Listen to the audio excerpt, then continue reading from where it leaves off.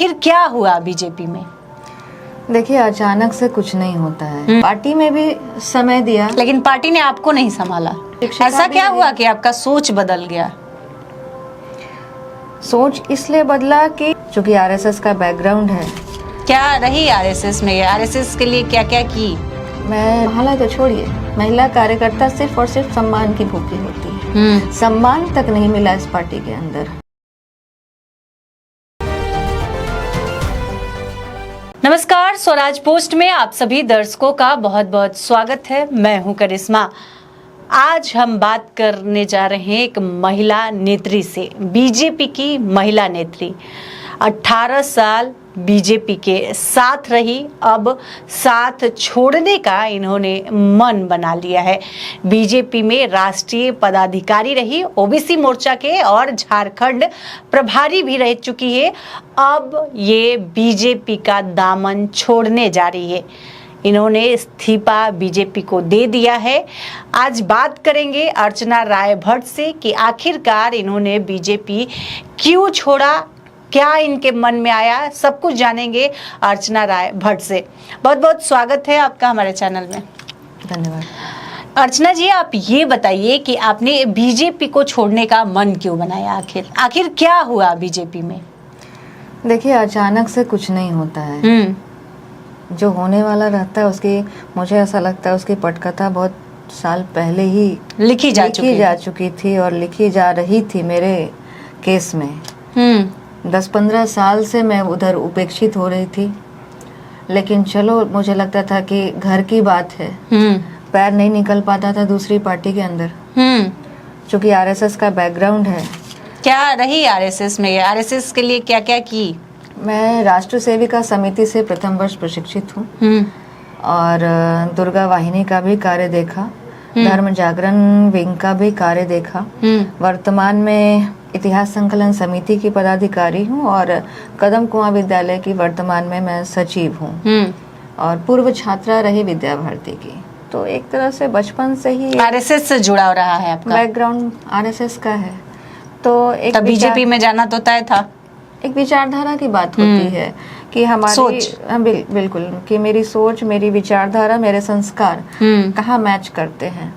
तो मुझे ऐसा लगा कि मैं पूर्व में शिक्षिका। ऐसा क्या हुआ कि आपका सोच बदल गया? सोच इसलिए बदला कि अब पहले वाली भाजपा नहीं रही। पहले जो संस्कार थे भाजपा के अंदर, पहले जो आइडियोलॉजी जो भाजपा की है, अंत्योदय की बात करती है भाजपा, एकात्म मानववाद की बात करती है भाजपा, लेकिन अब जो है सारे के सारे लगभग 80% कहूँ तो उससे भी ज्यादा लोग गैर भाजपाई भाजपा के अंदर आ चुके हैं। और कोई पार्टी बुरी भली होती नहीं है। पार्टी में जो व्यक्ति आते हैं वो वहाँ का माहौल खराब करते हैं। मेरा ऐसा मानना है कि पार्टी किससे बनती है? वहाँ के कार्यकर्ताओं से। और जब वहाँ के कार्यकर्ताओं में वो संस्कार ना रहे, जब वहाँ के कार्यकर्ता ही भ्रष्ट आ रहे हो और दूसरी पार्टी से आ रहे हो और हमारे पार्टी के लोग पलायन कर जा रहे हैं या उनको साइलेंट मोड में डाल दिया जा रहा है, तो उनके पास, अब मैं भी छोड़ रही हूँ ना इतने साल बाद, हमारे पास क्या ऑप्शन रह जाता है पार्टी छोड़ने के अलावा? जब बाहर के लोग आकर वहाँ का माहौल खराब करेंगे और बड़े पद पे चले जाएंगे और वहाँ का माहौल खराब करेंगे, सर्वे सर्वा वो बन जाएंगे, तो वहाँ के जो पुराने कार्यकर्ता हैं उनके पास कोई ऑप्शन नहीं रह जाता है। आज बड़े भारी मन से मेरी जैसी महिला कार्यकर्ता को पार्टी से हटना पड़ रहा है, छोड़ना पड़ रहा है, क्योंकि मेरे पास अब दूसरा कोई ऑप्शन नहीं बचता है। क्योंकि अगर मेरे साथ कुछ नाइंसाफी पार्टी के अंदर हो रही है तो कोई सुनने वाला नहीं है। किसी के पास हम बोल नहीं सकते हैं जाके, कोई सुनने वाला ही नहीं है, तो किसको बोलेंगे? सम्राट चौधरी, दिलीप जायसवाल, कोई सुनने वाला नहीं है। घंटों घंटों इन लोगों के गेट पे खड़ी रहती हूँ, कोई अपॉइंटमेंट नहीं मिल पाता है। ये स्थिति हो जाती है कि राष्ट्रीय पदाधिकारी हूँ मैं ओबीसी मोर्चा की, कोई जिले या मंडल की पदाधिकारी नहीं हूँ, राष्ट्रीय पदाधिकारी का पद होल्ड किया है, लेकिन मुझे भी मिलना दुर्लभ है बड़े लोगों क्या बोला जाता है? मिलने ही नहीं दिया जाता है। इनका जो पर्सनल नंबर होता है इनके सहयोगी उठाते हैं और सहयोगी से बार बार फोन करो तो बोलेंगे साहब, मतलब कि आप लोग को भी फोन करना पड़ता है जी साहब के मिलने पास, के लिए? जी साहब के पास आपका मैसेज डाल दिया गया है, जब होगा तो आपको अपॉइंटमेंट मिल जाएगा। तो भैया मैं तो 6 महीने से इंतजार कर रही हूँ कि माननीय का अपॉइंटमेंट मिल जाए। कोई सुनने के लिए मैडम तैयार नहीं है। आदमी जाए तो जाए कहाँ, कहे तो कहे कहाँ, किसको कहे। आप इस्तीफा दी बीजेपी से तो फोन आया है कि नहीं कि आखिर क्यों इस्तीफा दे रही है, क्या कारण है, पार्टी में आपकी नाराजगी क्या रही, कोई जानने का प्रयास किया आपसे? किसी ने जानने का प्रयास नहीं किया, किसी ने एक फोन कॉल तक नहीं किया, एक फोन कॉल मेरे पास नहीं आया। और वही एक समय होता है जब अर्चना राय को याद भी किया जा सकता था, किया जाता था। पार्टी में हमारी वर्तमान में एमएलसी हैं निवेदिता सिंह जी, उनके बेटे का देहांत हुआ था। उस समय पार्टी के वरिष्ठ नेता द्वारा मेरे पास कॉल आया था, 11 बजे रात में कॉल आया था कि अर्चना जी जाके देख लीजिए, वहां जाइए, जरूरी है। पार्टी में, भाजपा में महिलाओं की तो कमी नहीं थी, लेकिन मेरे पास 11 बजे कॉल आना, यानी मुझ पे विश्वास है पार्टी को कि ये 11 बजे रात में भी पार्टी के लोगों के लिए दौड़ेगी। ये कॉल आना ही एक विश्वास का सूचक है कि मैं क्या कार्य करती हूँ या क्या कर सकती हूँ। मैंने आरएसएस के कई ऐसी घटनाएं हुई हैं, कई ऐसी घटनाएं हुई हैं। आप याद करें, गांधी मैदान में भगदड़ मची थी पूजा के दौरान, कई मौतें हुई थी आरएसएस के लोगों के साथ कंधे से कंधा मिलाकर। चूंकि मैं खुद ड्राइव भी करती हूँ तो सारा सामान पहुंचाना, जो पीड़ित हैं उनको हॉस्पिटल तक पहुंचाना अपनी गाड़ी में बिठा बिठा के, उनका इलाज करवाना, क्या नहीं किया। 1-2 साल तो मैं रही नहीं, कहने को तो इतने सारी चीजें हैं कि अनगिनत चीज कह नहीं पाएंगे, इतनी सारी चीजें हैं। जब समाज सेवा में ही उतरे हैं तब तो डेली कुछ ना कुछ मैं कर ही रही हूँ समाज के लिए। कोविड के दौरान कई लोगों की सेवा की मैंने, कई लोगों की सेवा की। जब कोई छूने से भी कतराता था उस समय IGIMS तक ले जाना, वहाँ लोगों को ऑक्सीजन प्रोवाइड करवाना, कोरोना के समय में। तो जो एक कार्यकर्ता कर सकता है, जान की बाजी लगाकर मैंने की। और एक महिला कार्यकर्ता क्या कर सकती है? एक महिला कार्यकर्ता जब घर छोड़ के निकलती हैं, आप भी महिला हैं, बच्चों को, मेरे 3 बच्चे भी हैं, छोटे छोटे बच्चे को मैं घर छोड़ के निकलती थी। एक तरह से उनके भविष्य के साथ मैं खेली हूँ। बच्चे बन जाते हैं तो लोग अपना श्रेय लेते हैं, अरे मेरा बेटा, मेरा पोता। लेकिन अगर बिगड़ते हैं तो इसकी माँ तो ऐसी थी, माँ ही तो पार्टी के पीछे भागती रहती थी, समय देती थी, तो ऐसा हो गया बच्चा। लेकिन तो वैसे करके मैंने घर को भी संभाला, पार्टी को भी संभाला, पार्टी में भी समय दिया। लेकिन पार्टी ने आपको नहीं संभाला, पार्टी ने मुझे नहीं संभाला। सम्मान संभाला तो छोड़िए, महिला कार्यकर्ता सिर्फ और सिर्फ सम्मान की भूखी होती है। सम्मान तक नहीं मिला इस पार्टी के अंदर। वैसे मुझे तो लगता है वैसी महिलाओं को सम्मान मिलता है जो किसी सिंडिकेट का हिस्सा हो, जो किसी सिंडिकेट को चलाती हो, जो शॉर्टकट अपनाती हो, और जो किसी ना किसी लॉबी का हिस्सा हो। तो आपका बैकग्राउंड नहीं रहा? मेरा कोई बैकग्राउंड ही नहीं है। मैं खुद से राजनीति में आई क्योंकि मैं शिक्षिका थी, वहाँ रिजाइन दिया। मुझे लगा कि नहीं, शिक्षिका तो सब बनते हैं, समाज के लिए कुछ करना है तो सिस्टम में आना चाहिए, सिस्टम में आना पड़ेगा। ऐसा नहीं कि अगर आपको सुधार करना चाहते हैं, किसी गंदगी की सफाई करना चाहते हैं, तो आपको गंदगी में आके उसकी सफाई करनी पड़ेगी, उसे दूर दूर भागने से नहीं चलेगा। तो मेरा एक सपना या इच्छा या सामाजिक जीवन में आने की एक अलग ही थी कि नहीं, मुझे समाज के लिए कुछ करना है और अलग हटके करना है, और सबके लिए, महिलाएं, पुरुष, बच्चे, सबके लिए मुझे कुछ करना है। ऐसी भावना से मैं आई थी। लेकिन मेरा जो अनुभव रहा, बहुत ही कड़वा अनुभव रहा मुझे।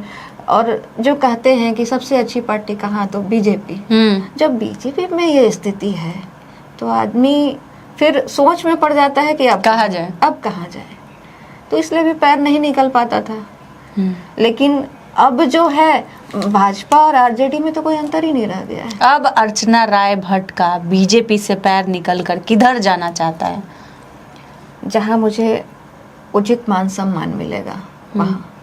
जाना तो जरूरी है, क्योंकि इतने साल मैंने राजनीति में दिए हैं, जीवन का आधा समय सामाजिक जीवन में मैंने दिया है, तो एक बार खुद को और समय देना चाहती हूँ, खुद को एक और मौका देना चाहती हूँ कि क्या मैं कहीं और जाके भी समाज के लिए कुछ कर सकती हूँ, क्या कहीं और जाके मुझे वो मिलेगा, वो सम्मान मिलेगा, मुझे वो माहौल मिलेगा कि मैं समाज के लिए कुछ कर पाऊंगी। तो आप बीजेपी में रही, राष्ट्रीय पार्टी है, तो आप क्या लगता है कि कहीं और राष्ट्रीय पार्टी में जाइएगा, या प्रशांत किशोर में भी कई लोग शामिल हो रहे हैं, लगातार प्रशांत किशोर के साथ जा रहे हैं, उनकी विचारधारा लोगों को पसंद आ रही है, शिक्षा पलायन पर लगातार बात कर रहे हैं, तो आपका क्या लग रहा है, आरजेडी में जाना चाहिएगा, क्या लग रहा है, आपकी सोच कहाँ मैच करेगी? देखिए, सोच की जहाँ बात थी, राष्ट्र के लिए जो कार्य करे, संस्कार, हमारे जो सनातनी हैं हम लोग, हमारे धर्म की रक्षा के लिए जो बात करे, वो तो मैंने देख लिया कि वो कितना क्या करती है, नज़दीक से मैंने देख लिया, तो ये कड़वा अनुभव तो मैंने देख लिया। तो अब जो है सबसे बड़ी बात है कि मुझे स्वतंत्र रूप से कार्य करने का अवसर कहाँ मिलेगा, मुझे वो देखना है कि मेरी विचारधारा तो आज भी वही है। मैं अपने देश के लिए सोचती हूँ, समाज के लिए सोचती हूँ, अपने संस्कार को संस्कारित रखने के लिए सोचती हूँ कि कैसे मेरे आसपास के लोग सुरक्षित रहे। आज हम बाहर निकलते हैं, लोग हम ही लोग कहते थे जंगल राज, जिस तरह से हत्याएं खुलेआम हो रही है, एक व्यक्ति के जीवन का कोई मूल्य आज के समय में भी नहीं रह गया है। ये सब तो बात ठीक है, लेकिन कहा जाता है कि बीजेपी में महिलाओं का सम्मान होता है, महिलाओं की बात हमेशा बीजेपी करती रहती है, तो आपको ऐसा क्या फील हुआ बीजेपी में? अब जब आप ऐसा प्रश्न कर रहे हैं तो मुझे सोच के भी इस पे हंसी आती है कि कितना महिला सम्मान है और क्या है, क्योंकि मैंने नज़दीक से देखा है ना कि महिलाओं के लिए कितना सम्मान है। आपको महिलाएं टीका चंदन करते हुए दिखेंगी, भीड़ का हिस्सा दिखेंगी, लेकिन आपको बराबरी में बैठे हुए नहीं दिखेंगी। छोटा सा उदाहरण दे रही हूँ, अभी वर्तमान में एक सप्ताह पहले माता सीता के मंदिर का उद्घाटन शिलान्यास हुआ। माता सीता के मंदिर का उद्घाटन होने जा रहा है। उस जगह पूजा के स्थान पे आप देखिए सारे पुरुष बैठे हैं। मैं अपनी बात तो छोड़ ही दीजिए, मेरी तो कोई औकात ही नहीं है इनके सामने। मैं कहना चाहती हूँ कि क्या उस पूजा में महिलाएं वर्जित थी? जितनी महिलाएं हैं गठबंधन में, जितनी मंत्री हैं, भाजपा की तरफ से माननीय रेणु देवी, उधर से माननीय लेसी सिंह और कई हैं, तो क्या ये लोग भी पूजा पे नहीं बैठ सकती थी? ये लोग तो अच्छा पोस्ट होल्ड कर रही हैं, इनको भी कम से कम बैठने देना चाहिए था। जितनी सांसद हैं गठबंधन की, जितनी विधायिका हैं गठबंधन की, क्या ये लोग भी पीछे नहीं बैठ सकती थी? चलिए भैया, बराबर में अभी भी नहीं बैठाइएगा आप, क्या आपके पीछे वाले लाइन में भी महिलाएं वो बैठने लायक नहीं थी? बराबर में, बराबर तो हक है। एक बात मैं कह रही हूँ कि अगर इतनी आपको दिक्कत है महिलाओं से, इतना उपेक्षित आप कर रहे हैं कि बराबर भी नहीं बैठा सकते, कम से कम फ्रेम में तो आती, दूर दूर तक आप देखें कहीं महिलाएं आपको नहीं दिखेगी। माता अंबिका, जगदम्बिका हम मानते हैं, माँ मानते हैं, माता लक्ष्मी का रूप माँ को मानते हैं, माता सीता को, उनका भजन गाने के बहाने भी तो आप बिठा सकते थे महिलाओं को। उनके माता के भजन का भी तो अधिकार आप देते उन लोगों को। ठीक है, छोड़िए, मंत्री को भी मत बिठाइए। जितने वहां माननीय बैठे थे, कहते हैं गेट जोड़ के भी कोई बड़ा पूजा किया जाता है कि गेट जोड़ना जरूरी होता है, तो उन लोगों की जो पत्नी थी, माननीय डिप्टी सीएम की पत्नी थी, हमारे माननीय प्रदेश अध्यक्ष जी की पत्नी थी, माननीय पर्यटन मंत्री जी की पत्नी बैठ सकती थी, उन लोगों को अपने पत्नी को भी तो बिठाना चाहिए था। इतना महिला विरोध, इसको तो मैं महिला विरोध ही कहूंगी। आप माता के मंदिर का शिलान्यास करने जा रहे हैं, वहां एक महिला उपस्थित नहीं है, ठीक है, जो होल्ड करती हैं उस तरह का पद दायित्व, आप उनको भी नहीं बैठने दे रहे हैं, तो इससे आपको महिला विरोधी चेहरा तो आप जग जाहिर है, इसको मुझे कहने की जरूरत नहीं है। तो जब उतने बड़े लेवल की महिलाओं के साथ ऐसा हो सकता है, तो मुझे अब कहने की जरूरत नहीं है कि मेरे साथ क्या हुआ होगा या क्या होता होगा। इतने सालों से इतने उपेक्षित हुए कि जिसकी सीमा आप नहीं है। विधानसभा का चुनाव नजदीक है, विधानसभा चुनाव लड़ने की मूड में है, क्या सोच रही है कि चुनाव मैदान में उतरे या कभी चुनाव लड़ी है या नहीं? मैं 2015 में निर्दलीय चुनाव लड़ चुकी हूँ और मैं स्पष्ट कर दूं कि पार्टी छोड़ने से पहले कोई चुनाव लड़ने के मुद्दे को लेकर मैं पार्टी नहीं छोड़ी हूँ। मतलब टिकट के आस में नहीं? बिल्कुल नहीं, क्योंकि मेरा जो कहा जाता है कि चुनाव नजदीक आता है तो जो कार्यकर्ता हैं वो टिकट के आस में पार्टी को छोड़ देते हैं। ना बिल्कुल नहीं, मेरे केस में ऐसा बिल्कुल नहीं है, क्योंकि मेरा जो क्षेत्र है, मेरा क्षेत्र है गया का टेकारी विधानसभा और हम गठबंधन में थे, हैं ऑलरेडी, हमारी पार्टी गठबंधन में है, तो वहां से हम पार्टी के विधायक हैं, विनिंग विधायक हैं, तो विनिंग कैंडिडेट हैं, उनकी एक ही सीट है, वो सीट छोड़ेंगे नहीं, अपना वो सीट तो जरूर लेंगे, उसके अलावा क्या लेंगे वो मुझे उससे लेना देना नहीं है। लेकिन मेरा जो क्षेत्र है टेकारी, वो तो गठबंधन में ही जाना था, तो ये तो दूर दूर तक नहीं है कि मैं टिकट के लिए पार्टी छोड़ी, बिल्कुल नहीं। मुझे दरकिनार किया गया, टिकट ही नहीं होता है किसी पार्टी के अंदर। एक पार्टी के अंदर कई ऐसे दायित्व होते हैं जिसको निर्वहन करने का पुरानी कार्यकर्ता को अधिकार और हक होना चाहिए, जो कि मुझे नहीं मिला। वो मान सम्मान, सिर्फ टिकट ही नहीं होता है सब कुछ, पार्टी के अंदर बहुत सी ऐसी चीजें हैं। तो आपको क्या चाहिए था बीजेपी से? बहुत सी चीजें हैं, कुछ चीजों को मैं अब उजागर नहीं करना चाहूंगी। वर्तमान में आयोग का भी निर्माण हुआ, कई चीजें हैं और वर्तमान में आप पार्टी का संगठन का भी विस्तार हुआ, पार्टी के संगठन के विस्तार में भी देख लीजिए। मुझे तो छोड़िए, भट्ट समाज के किसी भी कार्यकर्ता को उचित सम्मान नहीं मिला पार्टी के अंदर। हर जात के लिए बीजेपी काम करती है, बिल्कुल, कहा जाता है, लेकिन हमारी सुजाति के लिए कार्य नहीं की। आप देखिए ना, उठा के कितने मुख्य पद पर हमारे सुजाति के कोई एक बंदा दे दीजिए, पुरुष हो या महिला। चलिए मैं ये भी अंतर खत्म करती हूँ, महिला और पुरुष, मैं अब पुरुष को भी लाती हूँ। मेरे समाज का कोई एक पुरुष दिखा दीजिए। महिला में मैं सिंगल हूँ जो अपने समाज से राजनीति करती हूँ, तो बात अलग है, लेकिन पुरुषों का भी कोई एक नाम जो कि किसी बोर्ड निगम के भी सदस्य, अध्यक्ष तो बड़ी दूर की बात है, कोई सदस्य बने हो, या फिर पार्टी में कुछ अच्छा दायित्व मिला हो। किसी जिला के सह प्रभारी बना देना अलग बात है, सह प्रभारी, प्रभारी, लेकिन मूल दायित्व, क्योंकि हम लोग संगठन में रहे हैं तो जानते हैं कि किस दायित्व का क्या वैल्यू है।